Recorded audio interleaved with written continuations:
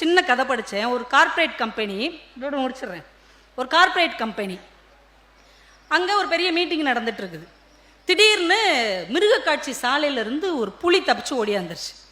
ஏதோ கார்ப்பரேட் கம்பெனில எல்லாம் பரபரப்பாக இருந்தோடனே இது ஓடி போய் இந்த ரெஸ்ட் ரூமுக்கு பக்கத்தில் ஒரு சின்ன பொந்து மாதிரி இருந்திருக்கு, அதுக்கு அடியில் போய் ஒளிஞ்சிக்கிடுச்சு. சிஇஓ வந்திருக்கிறார் ஹேண்ட் வாஷ் பண்ணுறதுக்கு. ஆள் நல்லா சவப்பாக கோட் ஷூட்லாம் போட்ட உடனே அந்த புலிக்கு ரொம்ப பிடிச்சி போச்சு. சத்துன்னு அடித்து சாப்பிட்டுருச்சு. யாருமே அந்த ஆளை தேடவே இல்லை, வந்துட்டு போயிட்டார் போல அப்படின்ட்டு.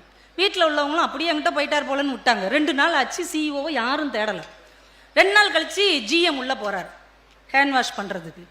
இவர் நல்லா தான் இருக்கிறாரு, சப்புன்னு அடித்து சாப்பிட்டுருச்சு. யாருமே அவரை தேடலை, சந்தோஷப்பட்டிருக்காங்க. ஜிஎம் எங்கேயோ போய் தொலைஞ்சிட்டாரு, அப்பாடா நிம்மதி. அப்போ பார்த்தாலும் வள்ளுன்னு உழுவார். 5 நிமிஷம் லேட்டாக வந்தால் என்ன வரத்து வர்றார். அப்படி ஆஃபீஸே சந்தோஷமாக இருந்திருக்கு. மறுபடியும் 2 நாள் ஓடி இருக்கு. புலி வந்து இதான் நமக்கான இடம், எவஞ்சத்தாலும் யாரும் என்னன்னு கேட்க மாட்டேங்கிறாங்க, இங்கேயே இருந்துக்கிறோன்னு அது பெர்மனன்ட் டயராக போட்டுருச்சு. அடுத்த தடவை பியூன் வந்திருக்கிறார், எல்லாருக்கும் டீ வாங்கி கொடுக்குமேன்னு ஃப்ளாஸ்கை கழுவுறதுக்கு வந்திருக்கிறார். சப்புன்னு அடித்து சாப்பிட்டுருச்சு. 1/2 மணி நேரம் தாங்க ஆயிருக்கு. ஆஃபீஸே அல்லோல கல்லோலப்பட்டுருச்சு. என்னடா டீ வாங்க போனவனை காணும், பியூனை காணும், தலைவலிக்குது டீயை காணும், தேடி தேடி அலைஞ்சிருக்காங்க. கண்டுபிடிச்சிட்டாங்க, இந்த புலிதாயை அவனை அடிச்சு கொண்டிருக்குன்னு புளியை பிடிச்சி அடைச்சாச்சு.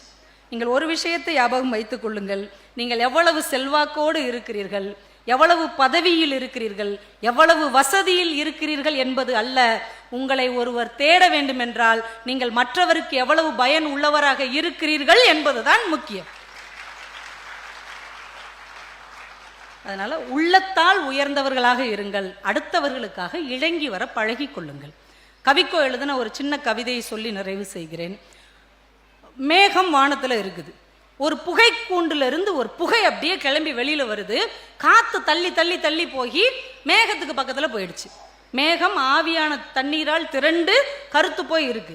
இந்த புகை காத்து அடிச்சு போய் அது பக்கத்துல நிக்குது. இப்ப புகை கெத்தா சொல்லுது மேகத்திட்ட, நானும் உன் உயரத்துக்கு வந்துட்டேன், நானும் உன்ன மாதிரியே கருப்பா இருக்கிறேன், நானும் உன்னை மாதிரியே பயங்கரமா இருக்கிறேன், நானும் உன் வடிவத்துல தான் இருக்கிறேன், நானும் இனிமேல் மேகம்தான் அப்படின்னு புகை சொல்லியிருக்கு. அடுத்த கணம் மேகம் இடியாக சிரித்து கொண்டு மழையாக பொழிந்திருக்கிறது. நனைந்து சிலிர்த்த பூமி சொல்லி இருக்கிறது, உண்மையான வெற்றி என்பது மேலே மேலே மேலே போவதில் இல்லை, மற்றவர்களுக்காக கீழே கீழே கீழே இறங்கி வருவதில் இருக்கிறது. நல்ல முடிந்த அளவு நீங்கள் உள்ளத்தால் உயருங்கள், முடிந்த அளவு மற்றவர்களுக்காக இதயத்தால் இறங்கி வாருங்கள். ஏனென்றால் இன்னும் நல்லவர்களுக்கான தேவைதான் இந்த மண்ணில் காத்திருக்கிறது. நாம் நல்லவர்களாக மாறினால்தான், நம் பிள்ளைகளை நல்லவர்களாக மாற்றினால்தான் அடுத்த தலைமுறை நல்ல தலைமுறையாக இருக்கும் என்று சொல்லி, எனக்கு படித்த புத்தகங்களில் பிடித்த செய்திகளை உங்களோடு பேசுவதற்கு வாய்ப்பு தந்த அத்துணை நல்ல உள்ளங்களையும் வணங்கி விடைபெறுகிறேன். நன்றி, வணக்கம்.